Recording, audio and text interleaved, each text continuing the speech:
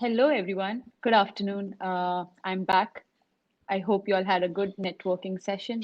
So, I am here with Daniel Yu, who is founder and global CEO of Sokowatch, the second keynote of the day. He'll be talking more about reimagining retail in Africa. So, over to you, Daniel. Thank you for having me. It's a pleasure to be with you all today. And excited to kick off our afternoon session here. So just to start off, a little bit about me. As mentioned, I am the founder and CEO of Sokowatch, which is a B2B e-commerce company that supplies over 35,000 mom and pop stores across Africa. I personally have been living in East Africa since 2016. And I love to travel and I love to learn languages. So I've been to at least 66 different countries at this point, and I've actually learned 8 languages as well. So maybe jumping in, why Africa, and why the retail space in particular. So many of you probably already know the amazing kind of growth demographics of Africa and the urbanization to go along with it. But just to put that into very, very concrete comparisons, actually more Africans will be born in the next 10 years than in China, India, Brazil, and Mexico combined. As you can see on the small graphic here. In fact, almost by far the youngest age, and in fact, almost all the countries in the world where the median age is a teenager are basically in sub-Saharan Africa. And so just the demographic growth combined to really any other region on this planet is almost incomparable. The other really critical trend, though, is the urbanization rate. So right now, Africa remains the least urbanized region overall in the world. However, this is set to massively grow, and so in fact, we expect more Africans to be living in cities than in any other region. Once again, including India, China, you name it, by 2040. And so this is going to be a really, really kind of critical development as well, to figure out how do you provide goods and services to the urban African population. And I think that's really critically where the informal retail market comes into play. And if you look at kind of fast-moving consumer goods, that's what FMCG stands for. In fact, there are over $850 billion a year of FMCG already sold in Africa. And more than 80% of that is actually taking place through informal retail shops. And so these are your corner stores, your kiosks, the small mom and pop stores. And currently, the urban segment of that is somewhere around 270 billion. But this is definitely going to dramatically increase along with the overall market size of this $850 billion overall. So interestingly, this is actually by far the largest economic segment, really, on the African continent. There's no other kind of consumer retail segment that even comes close to what's just spent on the everyday consumer goods. And of course, that makes sense because the average daily income is still quite small, somewhere around $2-3 a day. And so what are people going to be spending that money on? It's going to be the daily essentials. And I think, just, a very, very important, demographic to bear in mind as well is what is the actual purchasing power of folks. And I think this tends to get really miscommunicated because you see a lot about the rising African middle class. And I actually think that's very misleading, because what people are referring to when they kind of make these middle class labels when it comes to Africa is very, very different than what other regions are referring to as their middle class. Certainly, it's nowhere comparable to what's considered middle class in the U.S. or Europe or even in Asia in a lot of cases. And just to bring this, make this very, very clear, you look at so actually this arrow, this blue arrow is pointing directly at Nigeria here, which of course quite famously has by far the largest population of any country in Africa, of over 200 million people. However, the number of people who actually have more than $10 a day to spend is less than 4 million. So the actual percentage of the population that has more than $10 a day is less than 2%, which is just crazy. So 98% of people have less than $10 a day to actually spend. And once again, if you're living on less than $10 a day, what are you actually spending that money on? It's still going to be your daily essentials. So this is very, very different than, middle class of what you would consider in, certainly, kind of Western markets, or even for that matter, in more middle income markets. You could see some of the comparisons on the right side. You look at Brazil, out of a country of over 200 million people, 125 million are in fact living on over $10 a day. So, trying to compare what's going on in Brazil to Africa is markedly different. And so you can't just kind of take, kind of a one, urban market, one kind of emerging market to another approach and compare the ecosystems. I would say, interestingly, if you do look at India, and with a population of about 1.3 billion people, and only about 40 million people living on more than $10 a day, that actually does start to get you a bit more comparable, right?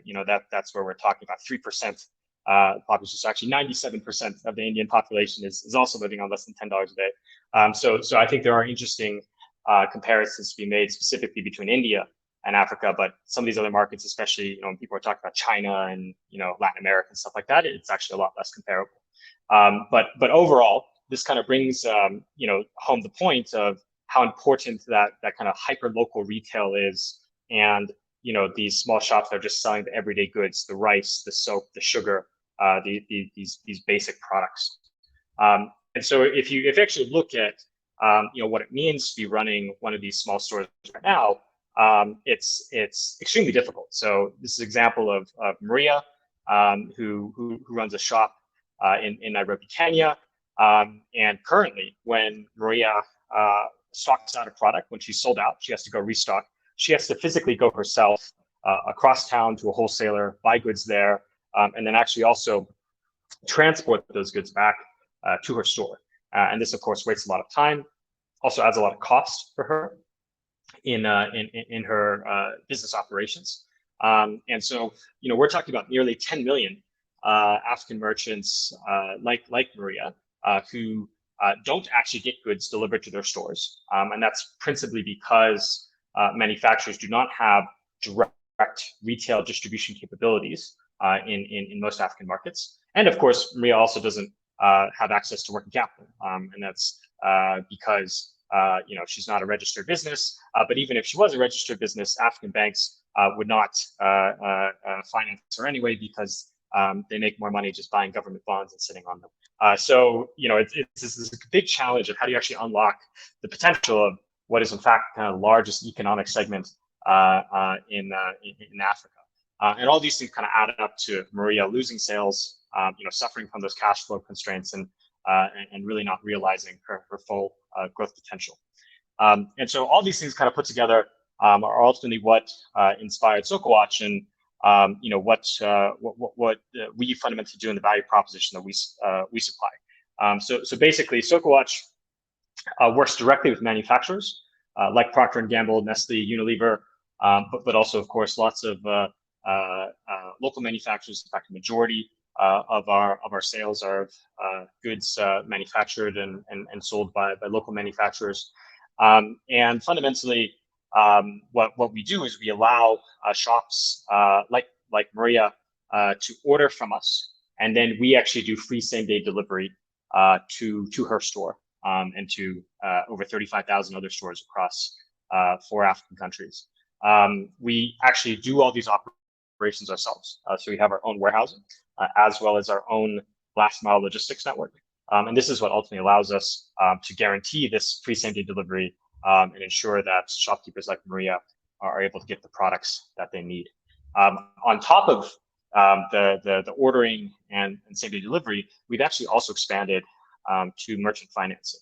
And the way that we do this is actually on a buy now, pay later basis, which basically allows shopkeepers like Maria to decide, do they want to pay upfront, when they get delivery goods, or if they're qualified, do they want to kind of have a pay later option. And this, of course, addresses the working capital constraint that shopkeepers like Maria face. And so what we see is actually the average shop, when they do start to use the kind of buy now, pay later option, increase the purchase volumes dramatically, actually by over 2.5x. And we really see this as the kind of start of a value-added services ecosystem that can allow us to kind of offer any number of goods and services that these merchants are unable to access currently. And all of this is ultimately possible through the technology that we built out. And so this is a number of systems, apps at the shopkeeper level, delivery driver level, warehouse level, and then also our backend systems, which basically allow us to manage everything. And one of the interesting points, which I referred to earlier, kind of drawing on this bridge and this tie, between the Indian and African ecosystems, is actually we've been able to build out a kind of dual office technology team with one office in Kenya and one in Bangalore, where we've been able to kind of get the best of both worlds in terms of both working with local kind of African developers, but then also hiring senior developers and engineers with specifically kind of scale e-commerce experience out of India. And that's allowed us to actually kind of take advantage of some of the best practices and experience of some of the very kind of successful e-commerce models in India, and start to apply those principles with our technology into Africa as well, which has really allowed us to propel our growth forward. So yeah, I believe with that, that's my overview in terms of Sokowatch, and so we'd be happy to answer any questions that any of you all might have.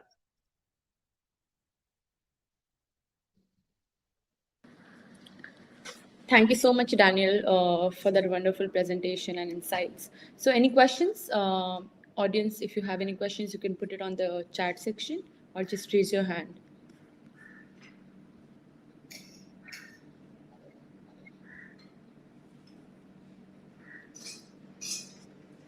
Okay. The reactions coming in. Okay, no questions? Let me just check the Q&A. I like the concept and can scale phenomenally to mitigate the excess middleman profits that harm the bottom line. There's a comment. Thank you, Raj. Okay, I think there's one more, just a comment. Great idea indeed, supportive. No questions. Okay, I think we are good then. Fantastic. Okay. Thank you. Well, thank you. Yes, thank you so much for having me here today. Lovely talking to you all, and hope you have a great rest of the afternoon session. Thank you. I'll just